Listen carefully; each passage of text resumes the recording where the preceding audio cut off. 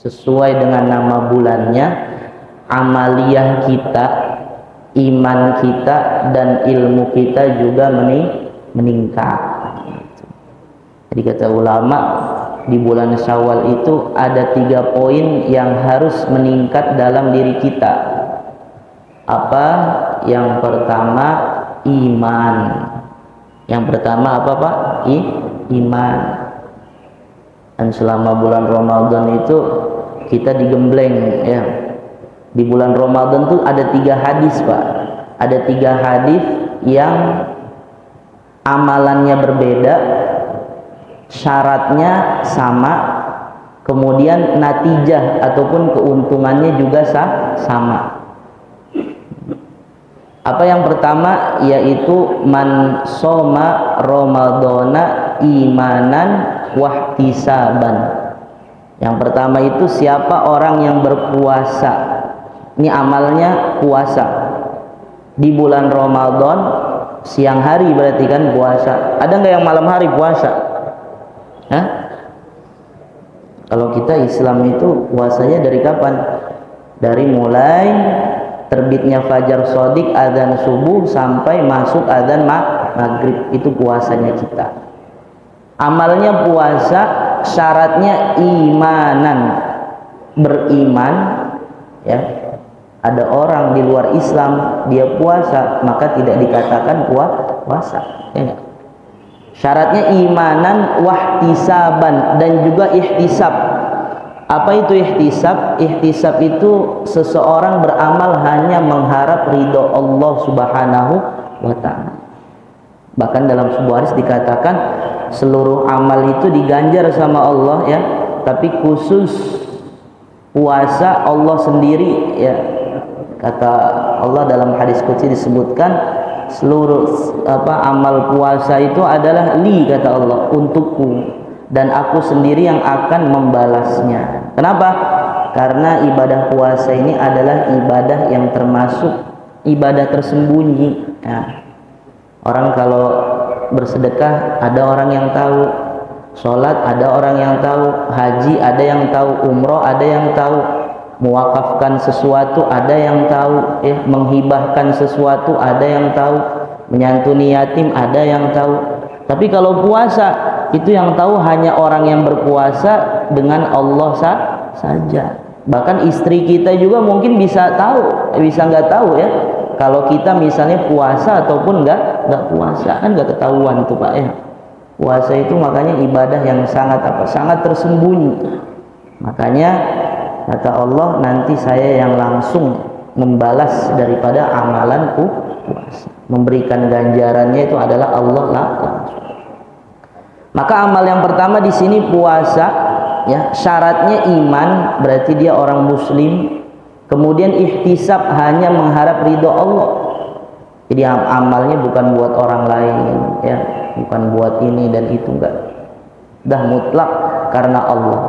Maka apa natijahnya, keuntungannya? Ghufira lahu ma taqaddama min dzambi.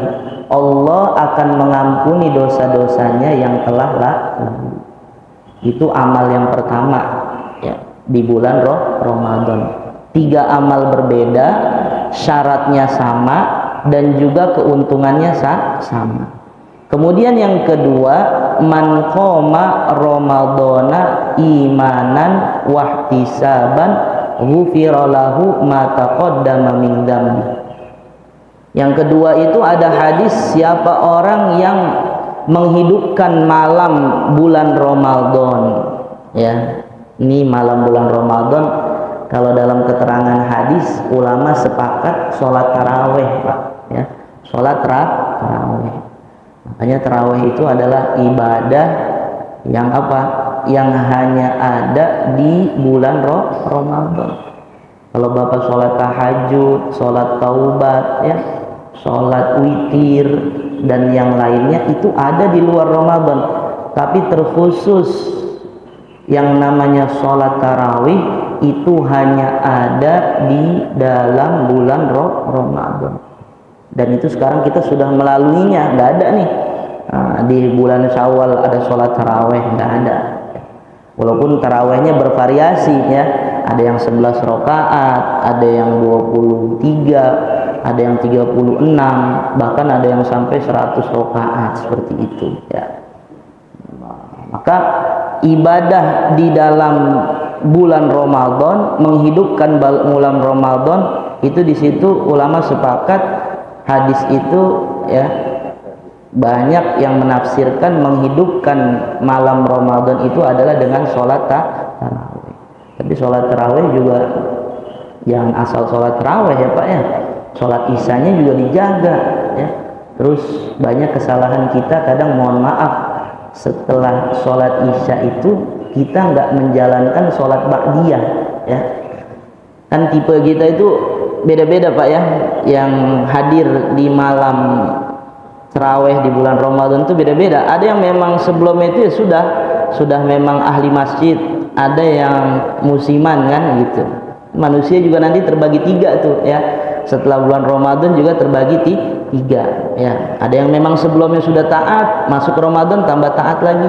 Ada yang musiman.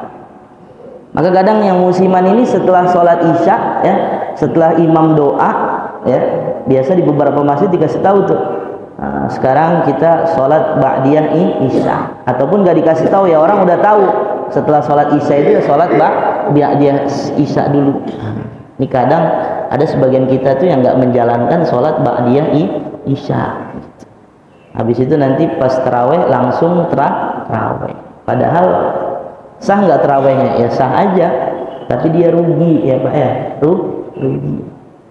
Karena orang yang melakukan ya sholat ba'diyah isya ini, masya Allah, ini termasuk daripada apa? Daripada sholat sunnah rawatib ya. Runtunannya, seyogianya itu setelah sholat isya, ba'diyah, habis ba'diyah baru taraweh ya. Dan kalau dalam kunci untuk mendapatkan mendapatkan malam Lailatul Qadar, salah satunya harus dijaga daripada sholat isya'nya secara berjamaah. Maka orang yang menghidupkan malam Ramadan dengan iman, syaratnya sama, dan ihtisab, hanya mengharap ridho kepada Allah, maka natijahnya, keuntungannya juga sama, ghufira lahu ma taqaddama min dzambi. Allah akan ampuni dosanya yang telah lalu. Ini amal yang kedua. Kemudian yang ketiga yaitu man qoma lailatal qadri. Kalau tadi secara umum menghidupkan malam Ramadan, sekarang ada lagi satu hadis, siapa orang yang menghidupkan malam Lailatul Qadar.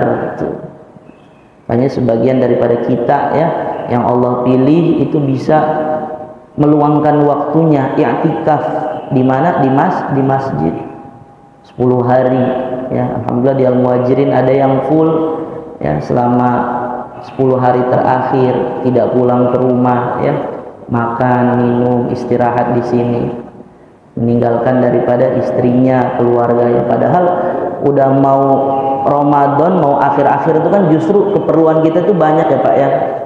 Belum beli daging lah ya kan, belum beli ini dan sebagainya, bahkan baju baru dan sebagainya.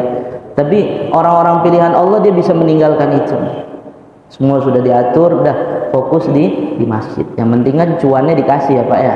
Kalau cuannya nggak ditransfer, nggak dikasih ya bingung, disamperin nanti ke masjid kan gitu ya. Tapi sebagian juga ada yang apa ya, itikaf kalong ya, datangnya udah jam 12 malam ya, nggak baca Quran, sholat dan sebagainya. Kemudian nanti dilanjutkan dengan sholat apa? Sholat qiyamul lail secara berjamaah. Maka orang yang menghidupkan malam Lailatul Qadar terkhusus ini, maka dia syaratnya iman juga kepada Allah dan hanya mengharap ridha Allah.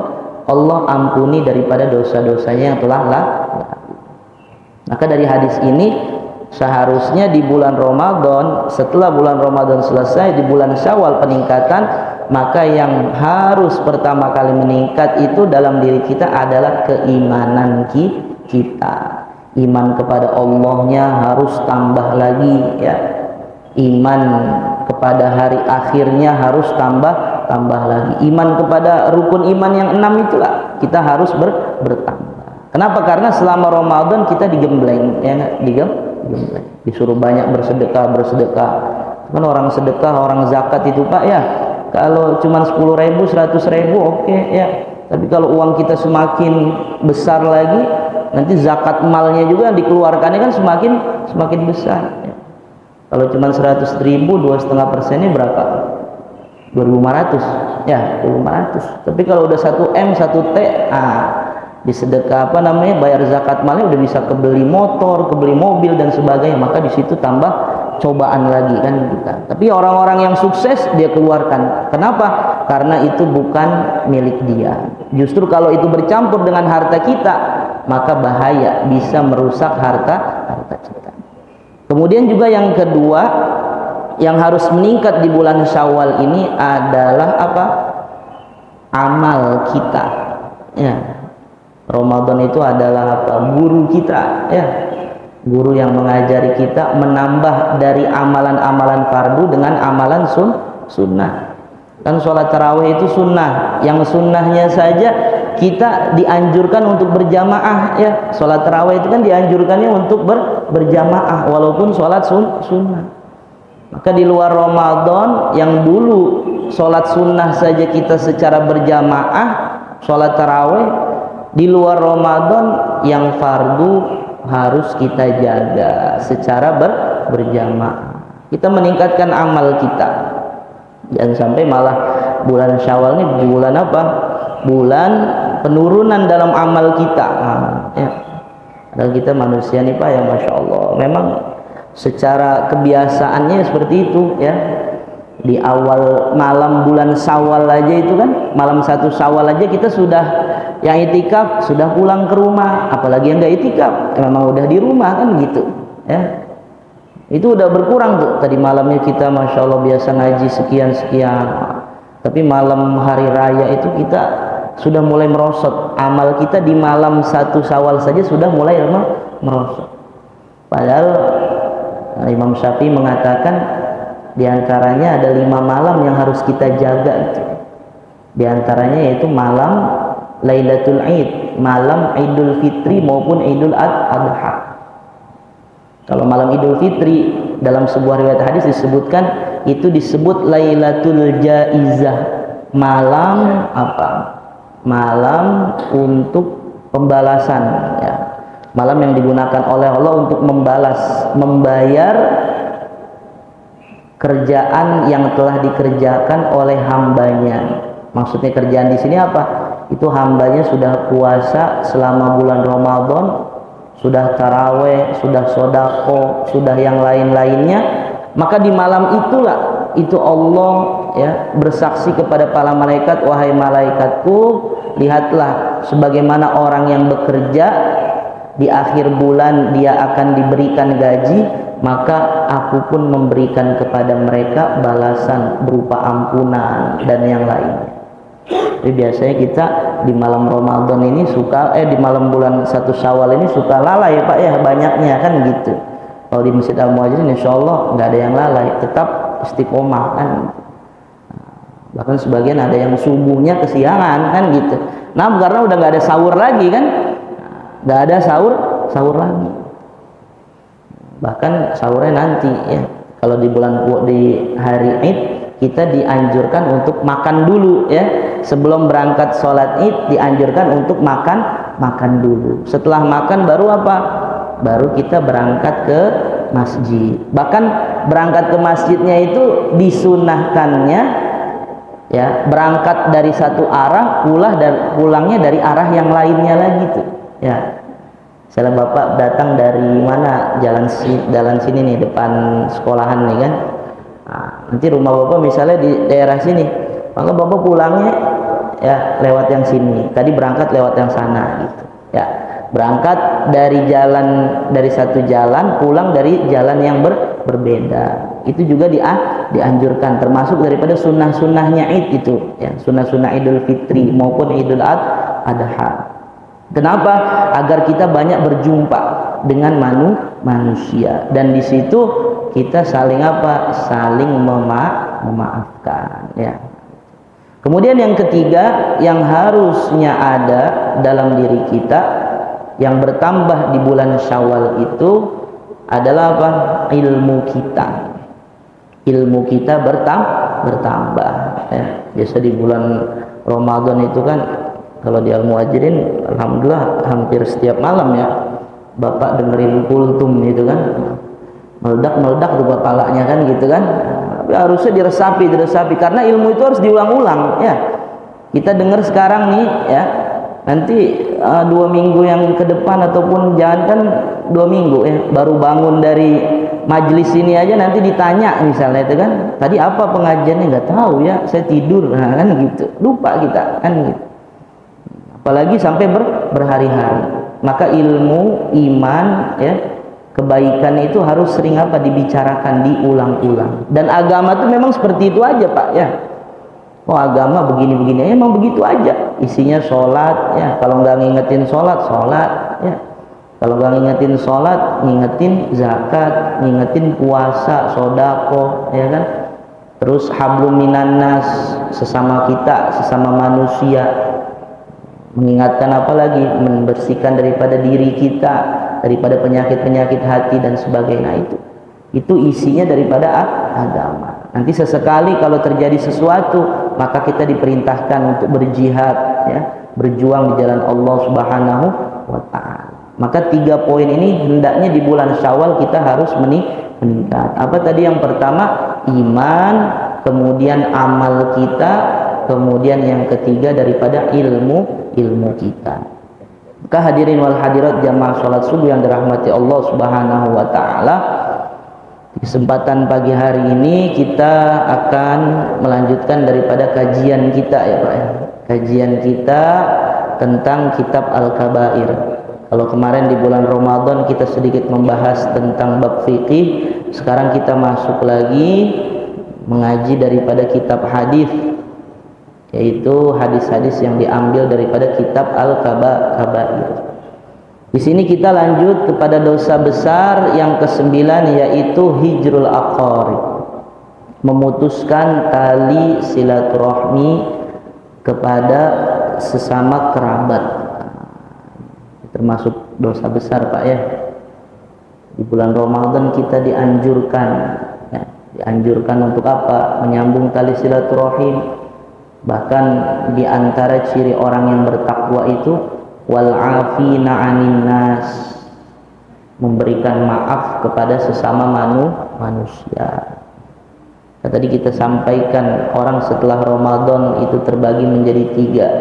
Ada yang ketika keluar daripada bulan Ramadan, di bulan Ramadannya dia beramal, di luar Ramadan juga dia beramal. Maka orang ini termasuk orang yang apa Pak? Orang yang beruntung. Berarti dia bisa menjaga amalnya setelah bulan Ramadan. Sholatnya di luar Ramadan tambah sergap lagi ya. Tarawehnya ya, yang itu sunnah aja dilakukan secara berjamaah, apalagi yang hanya 5 waktu sholat saja kan gitu. Taraweh itu ada yang 11, ada yang berapa? 23.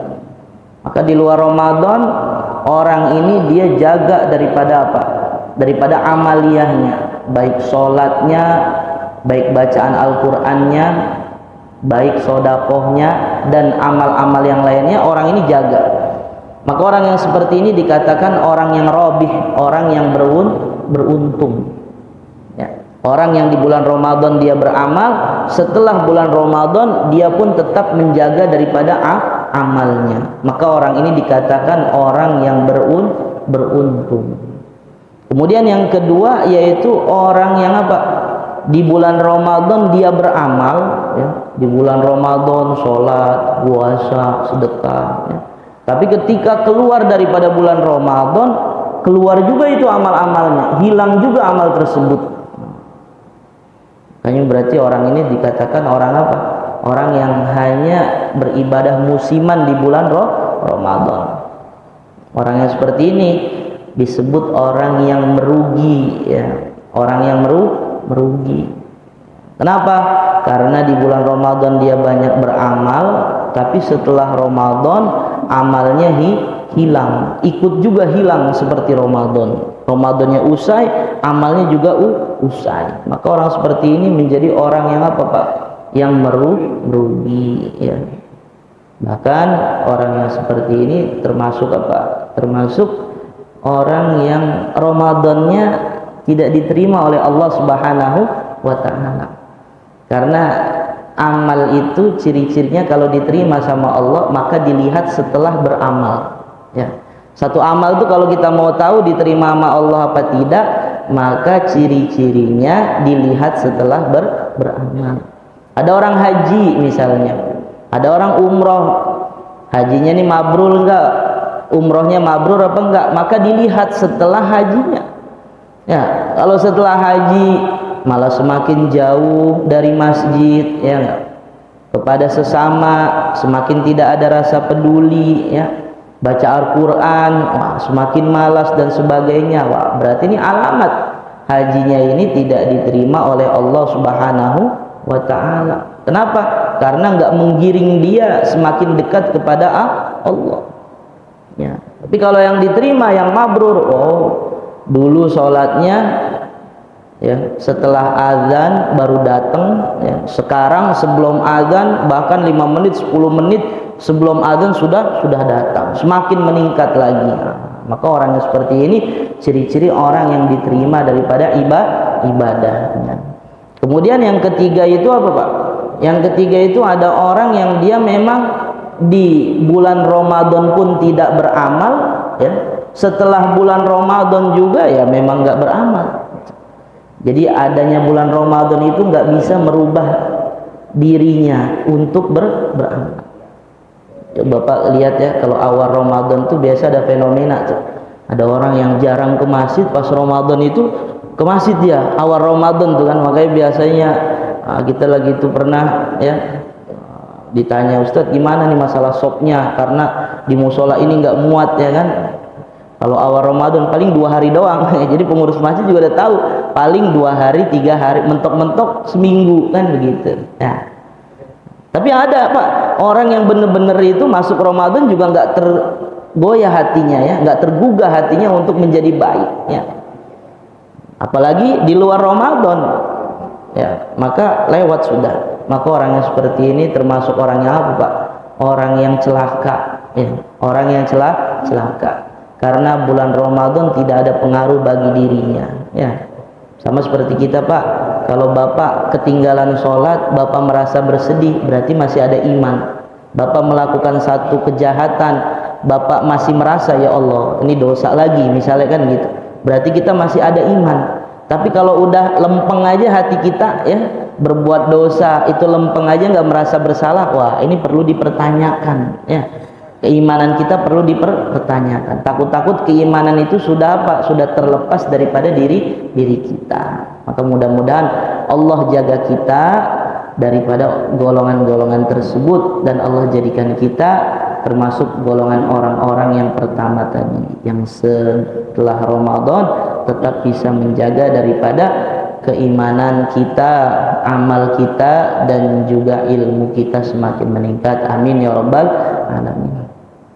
Hadirin wal hadirat jamaah salat subuh yang dirahmati Allah Subhanahu wa taala.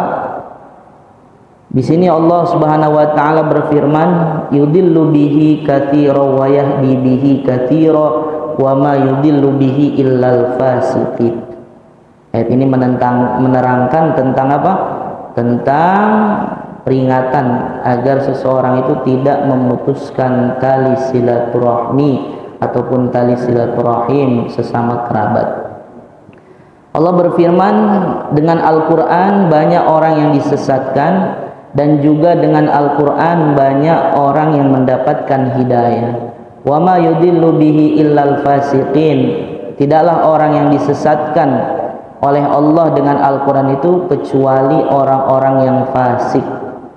Siapa itu orang fasik? Alladzina yanquduna ahdallahi min ba'di mitsaqih wa yaqta'una ma amarallahu bihi ayyusala wa yufsiduna fil ard ulaika humul khasirun. Orang fasik itu adalah orang-orang yang dia memutuskan ataupun membatalkan perjanjian yang telah dilakukan dengan Allah Subhanahu wa taala. dan juga dia memutuskan sesuatu yang diperintahkan oleh Allah untuk menyambungnya. Maksudnya ini silaturahim. Silaturahim kita diperintah untuk menyambung, tapi malah diputus. Wa yufsiduna fil ard, dan juga membuat kerusakan di muka bumi. Membuat kerusakan di muka bumi. Ulaika humul khasirun, mereka itu adalah termasuk orang-orang yang merugi. Jadi kita harus tahu, Pak, dalam masalah memutuskan tali silaturahim ini kita harus tahu di dalam Islam ini kiranya kita ada berapa persaudaraan. Itu ada 5 ya. Yang pertama saudara kandung ataupun saudara seayah saja ataupun saudara seibu saja. Ada saudara kandung, ada saudara seayah saja, saudara seibu saja. Itu dalilnya di dalam surat An-Nisa ayat ke-11, dalam masalah waris itu disebutkan. Itu persaudaraan kita, ada yang sekandung, ada yang seayah saja, ada yang seibu saja. Kalau saudara tiri itu memang bukan seayah sekandung ya, bukan seayah seibu. Kadang kita suka nyebut itu saudara tiri itu yang harusnya saudara hanya seayah saja kita sebut saudara tiri, ataupun saudara seibu saja itu kita sebut saudara tiri. Padahal saudara tiri itu, Pak, memang tidak ada hubungannya dengan kita. Contohnya apa? Contohnya misalnya ada laki-laki duda ya, punya anak laki-laki juga misalnya, ataupun perempuan ya kan. Kemudian ada janda punya anak ya, laki-laki ataupun perempuan. Kemudian si duda dan janda ini menikah ya, Pak ya, menikah. Maka anak si duda dan anak si janda ini baru disebut saudara tiri ya enggak. Kadang kita nyebutnya saudara tiri itu misalnya kita punya anak, misalnya ada duda nih, Pak ya, punya anak laki-laki misalnya, kemudian nikah dengan seorang wanita, keluarlah ya, ataupun dari pernikahan ini dia punya anak lagi, maka kita sebut biasanya kan itu anak kita dengan anak yang tadi hasil pernikahan kita dengan wanita ini biasa disebutnya itu saudara tiri, padahal itu saudara apa? Saudara seayah ya enggak, saudara seayah, karena kita nikah bawa anak, kemudian kita nikah dengan perempuan ini punya anak lagi ya enggak.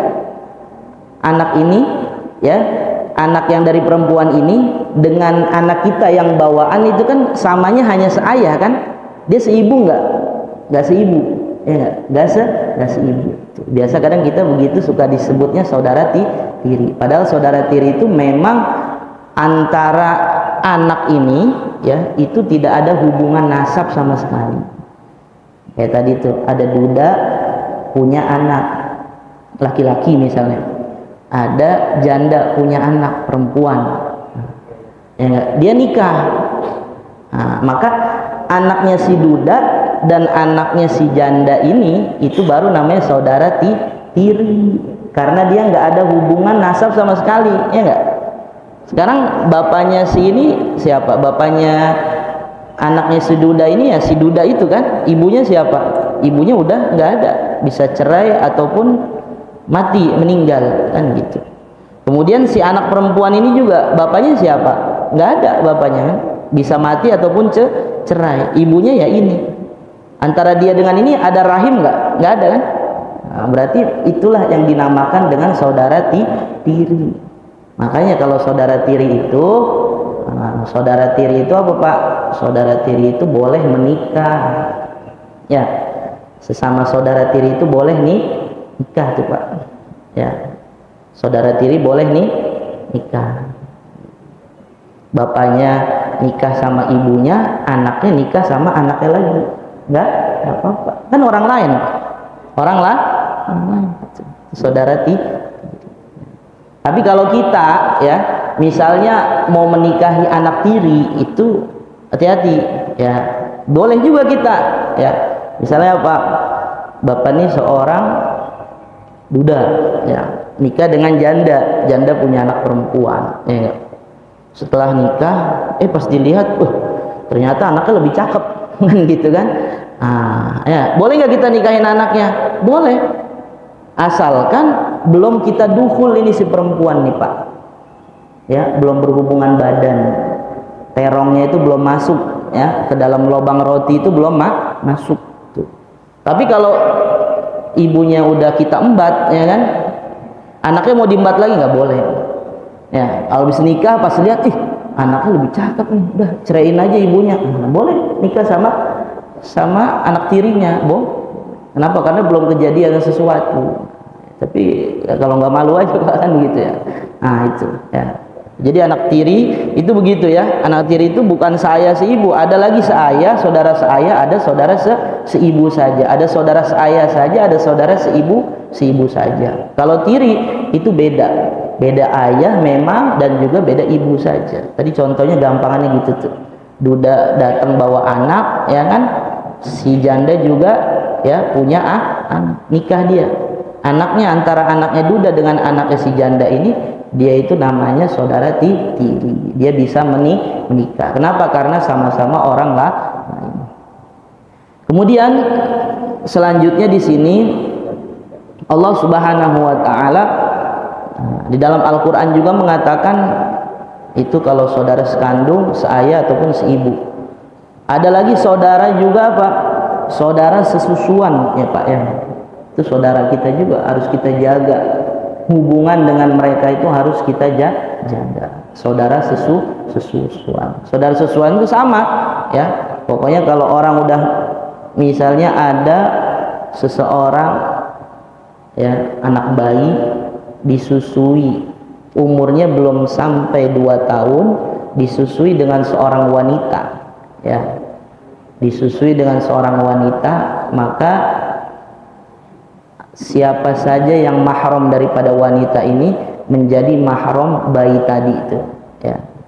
Jadi apa? Jadi mahram, siapa saja kerabatnya yang nggak boleh dinikahi, maka nggak boleh dinikahi juga sama si bayi tadi. Kenapa? Karena sudah ada penyambung nasab, yaitu dengan sesusuan.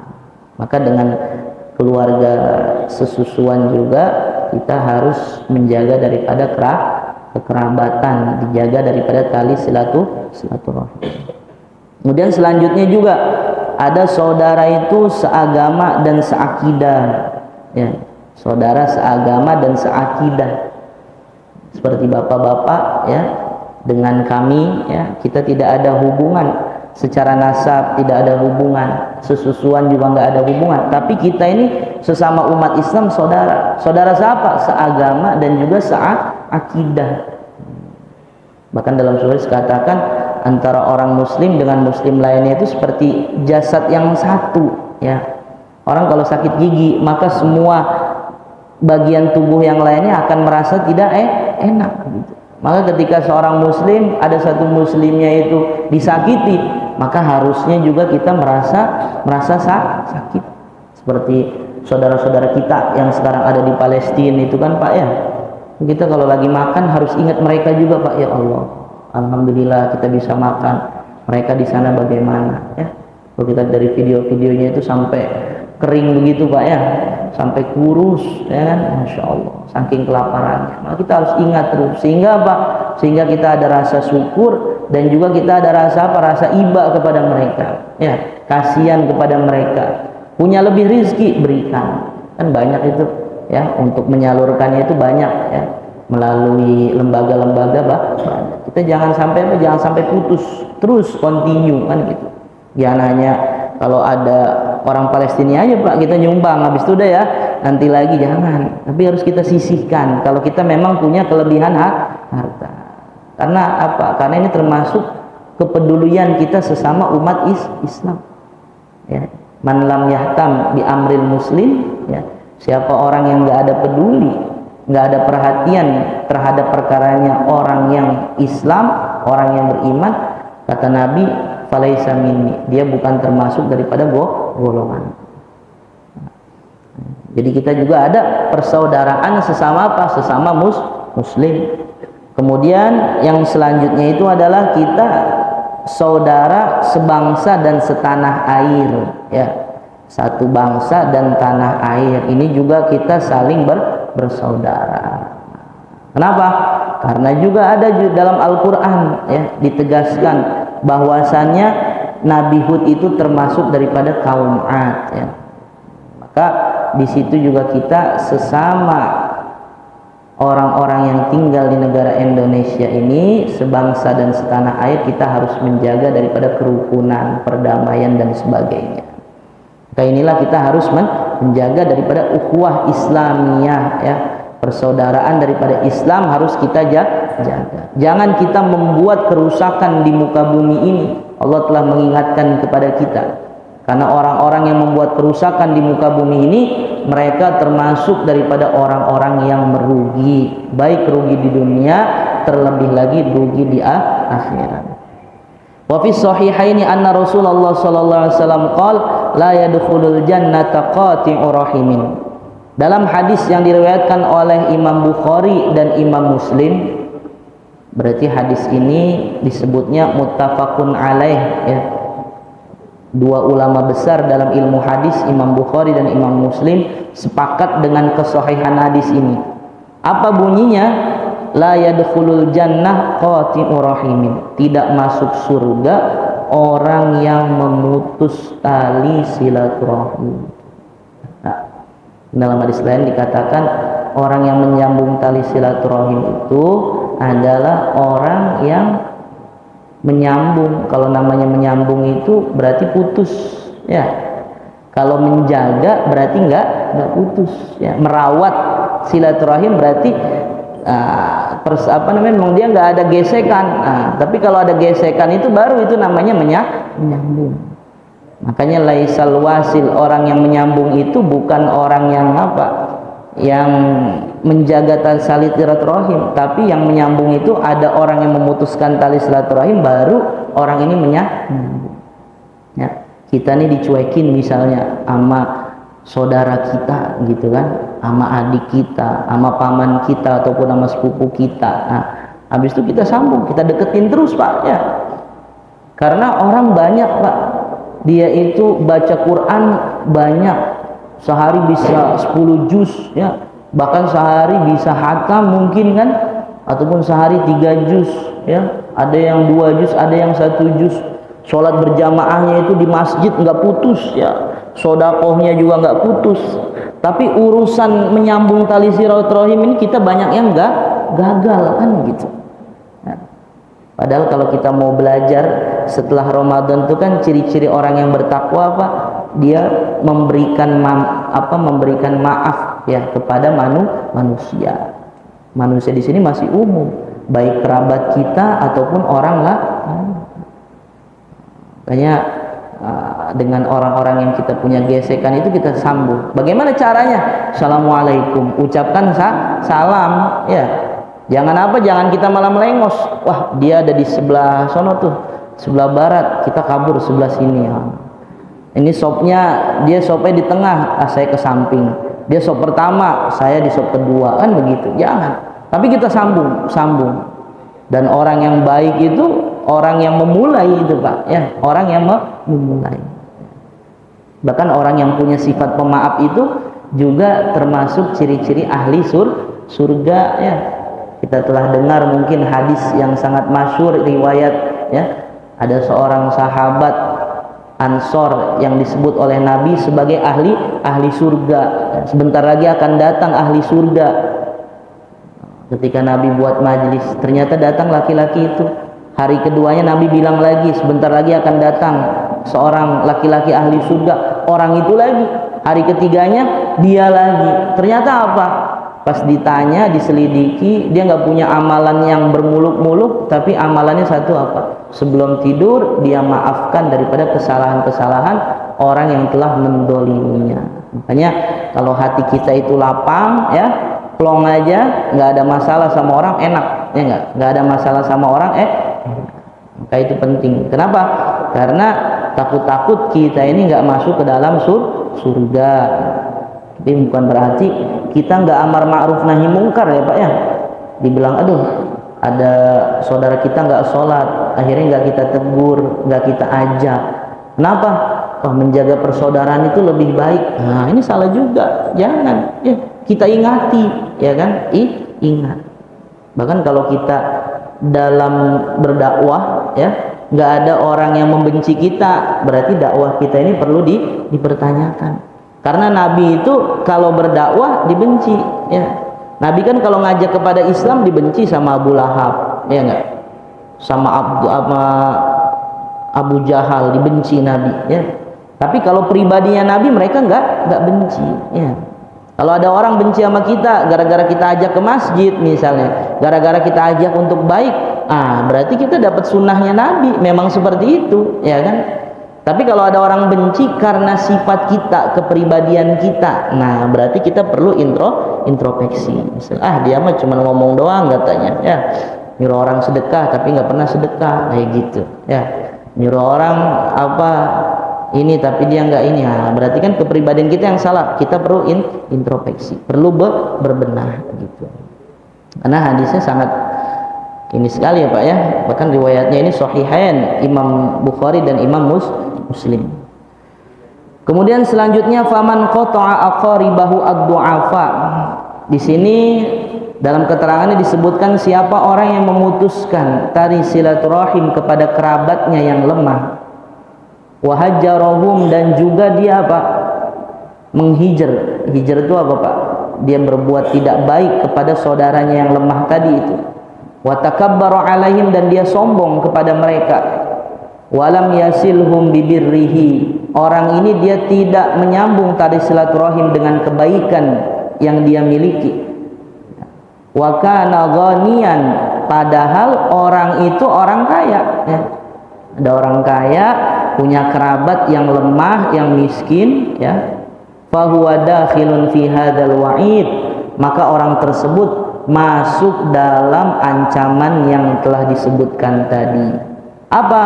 Mahrumun min dukhulil jannah, dia terhalang dari memasuki surganya Allah Subhanahu wa ta'ala. Illa ayyatuba ilallah, kecuali dia mau bertaubat kepada Allah. Nggak cukup sampai di situ, dan juga dia berbuat baik kepada mereka. Karena kalau silaturahim ini itu kaitannya dengan hablum minan nas ya Pak ya.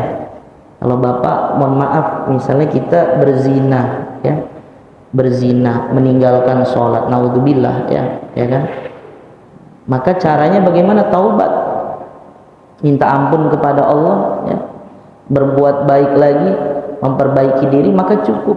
Tapi kalau hablum minan nas, memutuskan tali silaturahim sesama kerabat kita ataupun sesama saudara muslim kita ataupun sesama bangsa dan tanah air kita, maka nggak cukup kita hanya taubat kepada Allah, tapi kita harus apa? Harus datangi dia ya, meminta maaf kepada mereka dan juga berbuat baik kepada mereka. Orang yang tadi di sini disebutkan itu memutuskan tali silaturahim, dia orang kaya, punya saudaranya saudara yang susah ya. Kadang-kadang ada dalam keluarga gitu ya Pak, misalnya ya suka ada ucapan kita mau orang susah nggak dianggap sama mereka kan, kayak gitu sering tuh Pak ya kita dengar. Kok nggak berangkat ya, kita mah termasuk keluarganya yang susah ya, jangankan diundang ya, dikabarin aja enggak kan gitu. Itu sering terjadi seperti itu. Maka kita harus perbaiki, taubat kepada Allah dan berbuat baik kepada mereka. Karena tadi telah kita sampaikan, banyak yang kuat baca Quran, banyak yang kuat menjaga sholat, tapi giliran bersilaturahim sesama kerabat ya, itu suka berat Pak. Apalagi adik kakak, kayak ribut gara-gara apa? Biasa kalau orang tua sudah nggak ada, orang tua kita kaya misalnya kan, ya gara-gara warisan ini nggak saling nengok lagi dan sebagainya. Nah ini.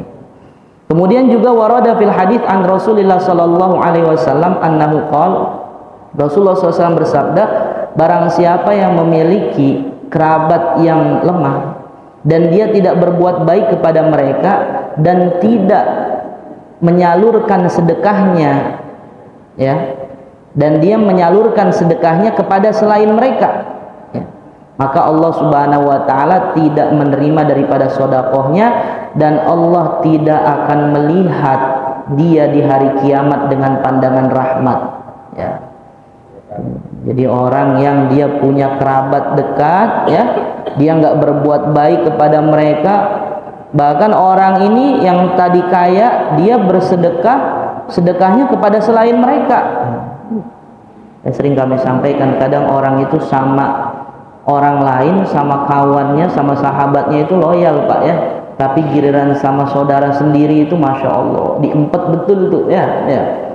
Saudaranya susah nggak dibagi, tapi orang jauh di sono, wah ada apa, keperluan apa, dan kirimnya nomor rekeningnya, kan gitu. Tapi kira nama saudara sedikit, saudara sendiri, Masya Allah, dia udah janda lagi, ya kan, yatim, ya kan, anak-anaknya nggak ada yang ngurusin, tapi kita nggak peduli. Nah, ini bahaya juga Pak, ya. Maka di dalam hadisnya disebutkan Allah nggak menerima daripada sodakohnya, bahkan Allah nggak akan melihatnya nanti pada hari kiamat itu. Wa in kana faqiran, kalau seandainya, ya, orang itu adalah orang yang fakir, maka hendaknya kita datangi mereka. Caranya bagaimana? Datangi mereka dan mencari kabar tentang keadaan mereka. Bahkan Rasulullah SAW dalam sebuah hadis disebutkan, silu arhamakum walau bisalam, sambunglah tali silaturahim walaupun hanya dengan ucapan salam. Kita disuruh menyambung tali silaturahim walaupun hanya dengan ucapan salam. Maksudnya apa Pak?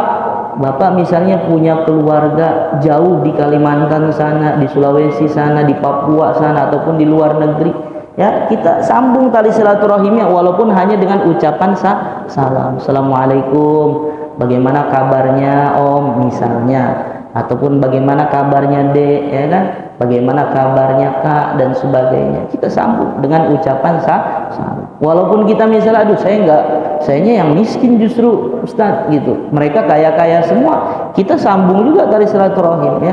Yang penting kita nggak minta-minta sama dia, gitu.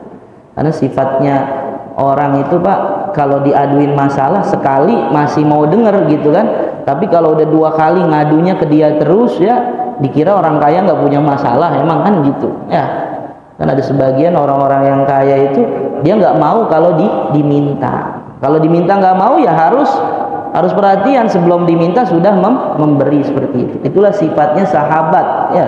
Sifatnya sahabat seperti itu Pak, ya. Dia itu nggak perlu dilaporin, nggak perlu diminta, tapi langsung memberi. Kalau kita misalnya orang yang biasa-biasa saja, mereka orang-orang yang besar, sambung tali silaturahim. Walaupun apa? Kita dengan ucapan salam. Yang penting apa? Kita jangan meminta-minta kepada mereka. Maka orang miskin yang baik itu dia nggak mengadukan permasalahannya kepada orang yang kaya, ya. Namun juga orang-orang yang punya, dia juga jangan apa? Jangan sampai orang itu mengadukan masalahnya baru kita beri. Maka sebelumnya sudah kita beri. Cuman kan hal seperti ini Masya Allah jarang terjadi seperti itu. Maka mudah-mudahan Allah Subhanahu wa taala jadikan kita ini orang-orang yang senantiasa menyambung tali silaturahim, wabil khusus kepada kerabat kita, kepada orang tua kita, ya, dan secara umum sebangsa dan setanah air kita. Sehingga apa? Sehingga Allah jadikan kita ini orang-orang yang senantiasa dalam bimbingannya, sehingga nanti kita di surga akan bertemu, ya, akan bertemu dengan apa? Dengan amal silaturahim ini, dan dia nanti yang akan menjadi benteng kita daripada api nerakanya Allah Subhanahu wa taala. Semoga Allah Subhanahu wa taala jadikan kita orang yang seperti itu. Amin ya rabbal alamin. Mungkin ada yang ingin bertanya Pak? Silahkan. Ya.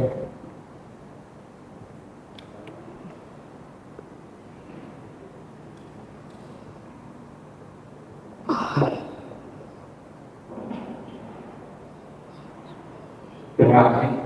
Assalamualaikum warahmatullahi wabarakatuh. Waalaikumsalam. kopiah dan kajian. Kalau kita sholat wajib kan kita tahu bahwa kopiah dan kajian itu dilakukan sebelum sholat wajib, kecuali subuh dan asar. Yang jadi pertanyaan saya itu untuk sholat Jumat.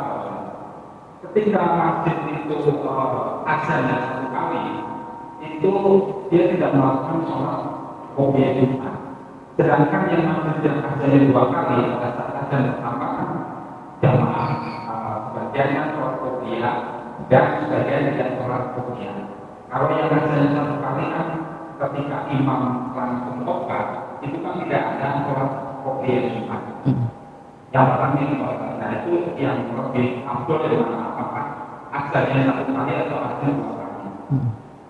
Yang kedua pertanyaan saya soal kajian.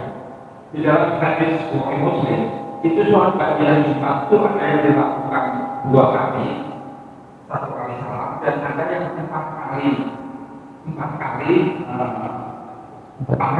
rakaat itu satu kali salam. Jadi pertanyaan saya yang lebih afdol itu yang bagian itu yang dua rakaat satu kali salam atau empat rakaat satu kali salam.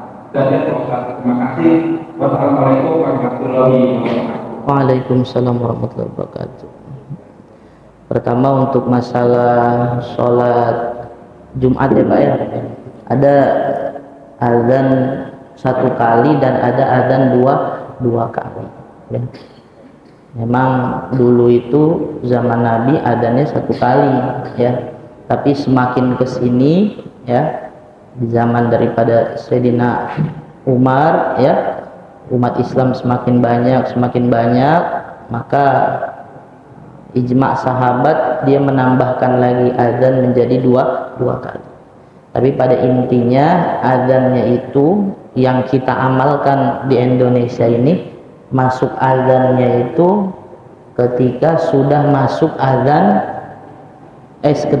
masuk waktu daripada waktu zuhur ya, jadi sudah masuk waktu Jumat. Maka pertanyaannya adakah sholat sunnah qobliyah ya, qobliyah Jumat atau tidak gitu, ada nggak sholat sunnah qobliyah Jumat? Sebagian memang mengatakan tidak ada sholat sunnah qobliyah Jumat ya, tidak ada sunnah qobliyah Jumat ya. Tapi sebagian yang lain mengatakan, bahkan banyakkan ulama itu dia mengatakan, khususnya kita yang bermadzhab Syafi'i itu ada namanya sholat sunnah qobliyah Jumat ya, karena memang ada hadis itu nggak ada sholat sunnah ya, sholat sunnah sebelum Jumat ya kan. Bahkan ketika khotib sudah naik ke mimbar. Tapi kalau dibaca dalam kitabnya keterangannya, kecuali apa? Sholat tahiyatul masjid, kecuali sholat sunnah tahiyatul masjid ya. Maka biasa ini kita ribut-ribut, ada enggak sholat sunnah qobliyah Jumat? Maka saya biasa jawab itu ya, sebagian ada yang mengatakan ada, sebagian ada yang enggak begitu. Tapi kalau yang mau sepakat semuanya itu sholat sunnah tahiyatul masjid ya, sholat sunnah ya, masuk ke dalam masjid itu semua sepakat, mau sholat Jumat mau di luar Jumat, bahkan sampai ketika khotib sudah naik ke mimbar pun itu masih dianjurkan, tapi jangan berlama-lama gitu ya. Bahkan juga kita mohon maaf, biasanya kita kan suka telat ya Pak ya, kadang kita udah datangnya telat, mau duduknya di depan, itu sebagian dari kita ada yang ngelangkahin tuh pundaknya tuh Pak ya, kan orang biasa udah rapet nih, tapi di depan ada yang masih kosong tuh, akhirnya dia maju nggak permisi lagi, langsung aja ngelewatin pundak daripada saudara kita, saudaranya udah miring tapi kakinya ngelewatin. Nah ini termasuk juga yang merusak daripada Jumat. Maka dalam adabnya kalau mau datang duluan, mau di depan ya datang duluan kan begitu ya enggak? Jangan udah datang belakangan ya, akhirnya tapi pengen di depan, lewat sini lewat situ, nah jangan kan gitu. Terus untuk masalah tadi qobliyah Jumat begitu, jadi ada yang mengatakan ada memang sholat sunnah qobliyah Jumat, ada yang mengatakan tidak. Jadi Bapak tinggal mau ambil yang mana gitu, yang penting jangan menyalahkan ya kan. Karena kalau sudah ada paketnya dicetuskan oleh ulama, pastinya nanti itu ada dalailnya ya, ada dalil-dalil di belakangnya begitu. Ya, kadang orang memang mengaji itu langsung pakai hadis, jangan plok hadisnya. Tapi ada orang yang mengambil perkataan ulama. Kenapa? Karena untuk memahami hadis ya secara mentahan langsung itu nggak semua orang punya kapasitas ke situ. Makanya lebih amannya kan ada mazhab itu. Kita ambil ke situ, ya enggak? Nah, kita ambil pendapat-pendapat mazhab ini. Nah, sehingga mau sholat sunnah qobliyah Jumat monggo ya, mau sholat sunnah tidak sholat sunnah qobliyah Jumat itu monggo. Karena sebagian yang mengatakan yang ada hadisnya itu justru ba'diyah Jumat. Nah, maka tadi disampaikan ba'diyah Jumat juga ada yang 4 rakaat itu Pak ya, sunnahnya itu 4 rakaat ya. Ada yang 2 kali salam, ada yang 1 kali salam. Maka itu juga nanti bisa menjadi apa? Bisa menjadi perbedaan juga, dan itu hanya permasalahannya dalam afdoliyahnya saja ya. Mau yang 4 1 salam silahkan, mau yang 2 salam silahkan. Tapi kalau sholat lail, sholat yang dilakukan di malam hari itu matna kata Nabi. Sholat malam itu kata Nabi 2 ya. Makanya ada sebagian itu orang yang satu pendapat yang mengatakan bahkan tidak sah tuh kalau sholat tarawih kita langsung 4 ya 1 salam tuh ya enggak. Ada yang mengatakan itu enggak sah kan begitu ya. Sholatnya itu 2.